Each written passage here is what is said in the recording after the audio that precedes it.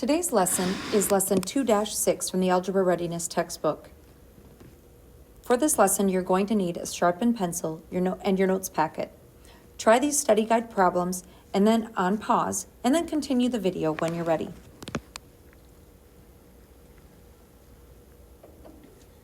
All right, this was review from previous work. In this problem, we're trying to isolate our variable d. I see that I'm subtracting 4, so the inverse of that would be adding 4. When you add 4 to both sides, you end up with d equals 16, and you would have been expected to check that answer to get full credit. Then on the bottom left, 125 equals negative 25 plus t. Remember, the focus is on this sign right here, immediately before the number. I need to make that equal 0. The way to make that equal 0 is by adding 25 to both sides. So when I add 25 to both sides, t is all that's remaining on the right, and 150 is on the left. Then the last one on the bottom right, h minus negative 4. When I have that, I need to make sure that I either make it a super plus sign or I change it to adding the opposite, and I rewrite the problem to look like this. H plus 4 equals 23. Then I use inverse operations of subtracting 4 from both sides to get h equals 19. If you need to pause the video to fix yours or look these over, please do so now. Today's lesson target is to solve one-step equations by multiplication and division. My first example is this one. X divided by negative 9 equals negative 3. I'm going to rewrite that problem for us so we can see it a little bit bigger. And we are going to make sure that we're notating this all exactly the same way. The first step is to draw a line down the equal sign like you did with addition and subtraction. Notice this division bar, or the fraction bar, means divide. This means x divided by negative 9. So the inverse of division is to multiply. So I'm going to show multiplication always, always, always with parentheses. So make a sound effort to always use parentheses to indicate multiplication when you're solving equations. Now, negative 9 divided by negative 9, these cross off, don't they? And all I'm left with is 1x, or just x. On the right-hand side, I've got negative 3 times negative 9. Well, 3 times 9 is 27. Negative times negative is a positive, and my answer is positive 27. As always, we are going to check our work by substituting 27 back into the original problem for x. 27 divided by negative 9, does that equal negative 3? Well, 27 divided by 9 is 3. A positive divided by a negative is a negative. So yes, negative 3 equals negative 3 is correct. Let's try these three problems together. So these should be in your study guide. Let's give those a try. I've got r divided by negative 5. So I want to multiply both sides by negative 5. Some kids think that I should add 5 because that's a negative, but that's not the operation happening, is it? Make sure that you're doing the inverse of division, which is multiplying. Then, to show that these cancel out, I draw a line through it, and I get r remaining on the left, and 10 times negative 5 is negative 50 on the right. Then we're going to check our work. Negative 50 divided by negative 5, does that equal 10? A negative divided by a negative is a positive. 10 equals 10. So, yep, I have the right answer. Okay, next problem. Draw my line down the equal sign.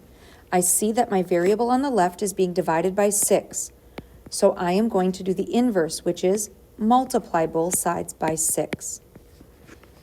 6 divided by 6 is 1, and I'm left with s equals 54 times 6. You're going to have to do a side problem and get 324. Then we need to check our work. We're going to put 324 in for S in the original problem. So 324 divided by 6, does it equal 54? And when you set it up, 6 goes into 3, it doesn't. 6 goes into 32, 5 times. 6 goes into 24, 4 times. So yes, it checks. Okay? Then letter C. The first thing you should do is draw a line down the equal sign. I see my variable is on the right. I see that t is being divided by 20. The inverse of dividing by 20 is to multiply by 20. So I show multiply by 20 with my parentheses.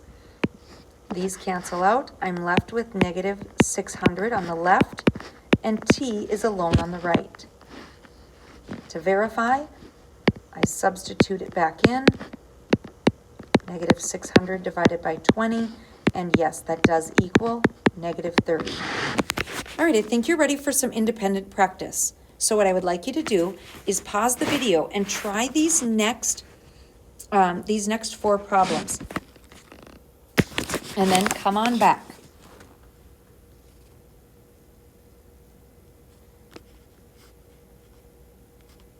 All right. When I multiply both sides by negative 4,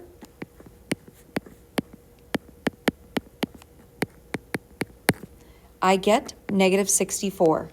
In this problem, when I multiply both sides by negative 40,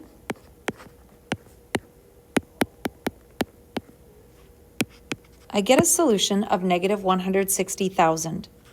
Now this one's a little tricky. I'm going to go off on a little side tangent here for a second. There is this negative sign right here out in front that we're worried about. I want you to think about this. If I gave you the problem negative 10 divided by 5, what would you say the answer is? Well, 10 divided by 5 is 2, and there's a negative sign out in front, right? Now, what if I gave you the problem negative 10 divided by 5? Well, a negative divided by a positive is a negative answer, so I get negative 2. Now, a third method, what if I gave you 10 divided by negative 5? What is that answer? Well, it's also negative 2. So what I'm hoping you notice here is that a negative sign can be out in front, in the numerator, or in the denominator, and you will get the exact same answer. So this negative sign over here, in front of s divided by 30, we are going to always attach to the number. So if the number is in the numerator, put it in the numerator. If the number is in the denominator, put it in the denominator. In this case, we're going to put it with the 30, like that. And then we're going to pretend like the other one doesn't exist. So now we can continue solving. Multiply both sides by negative 30. This goes away, and I'm left with negative 180. I'm going to ask you to pause the video again and try this last one if you need to pause the video. So if you didn't know about the negative sign being assigned to either the numerator or the denominator, go ahead and do this problem now so you're sure you know how. Okay, so let's assign it, of course, to the number, which is in the denominator. So now I'm going to multiply both sides by a negative 42. And when I do that, I'm left with x equals negative 252. All right, here are 2 others. Give these 2 a try.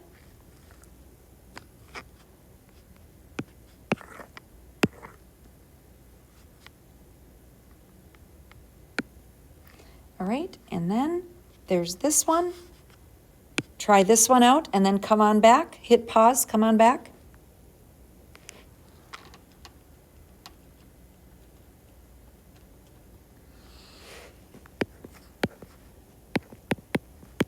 Hopefully you multiplied both sides by negative 25, and you got e equals negative 500.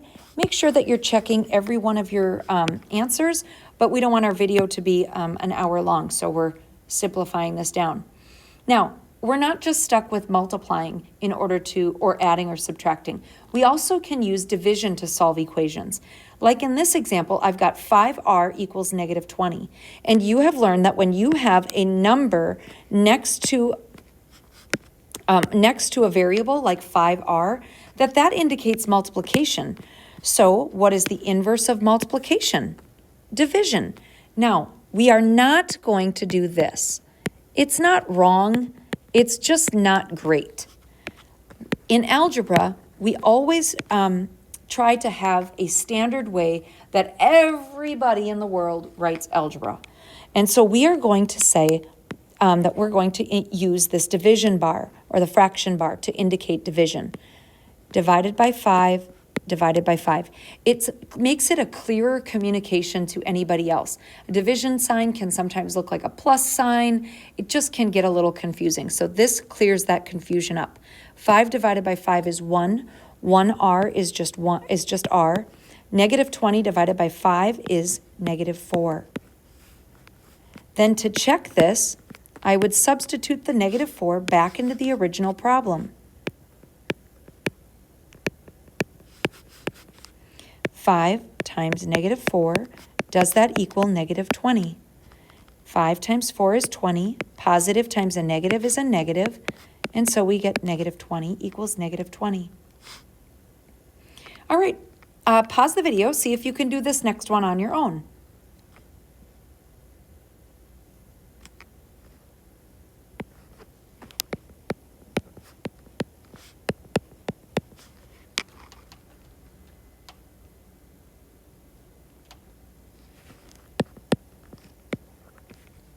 All right, hopefully you got the answer of 13. You should have notated it just the way I did.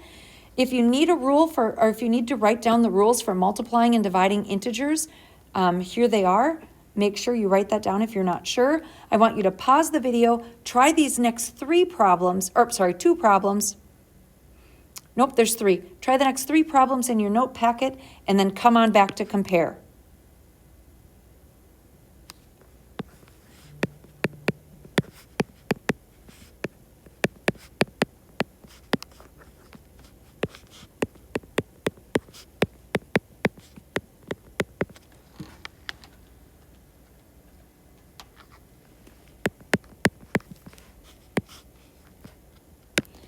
All right, the first one is being multiplied by negative 3, so I divide both sides by negative 3 and I get negative 8.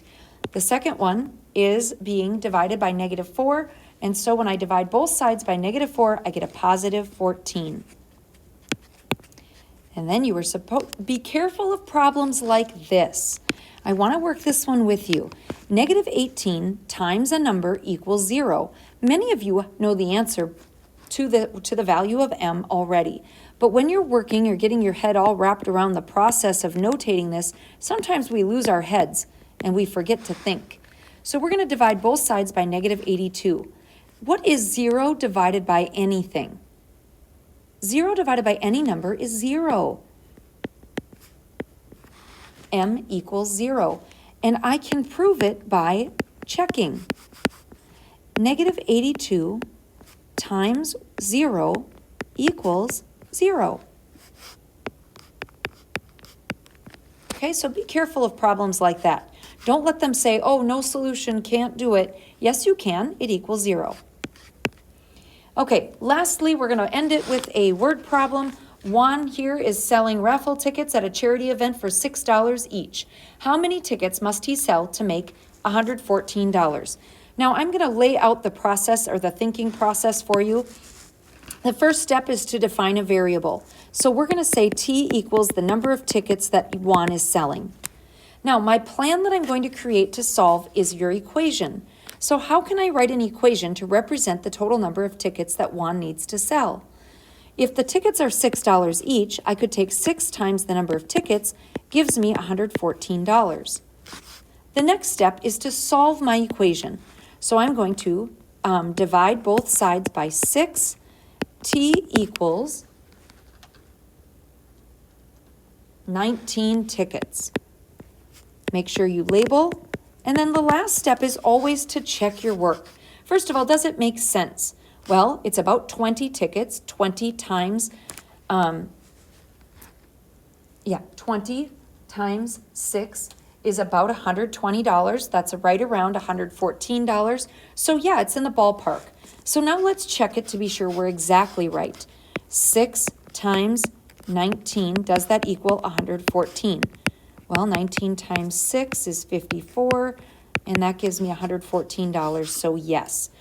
So make sure you check it both logically, like does the answer make sense, and also using math. All right, let's give your homework a try.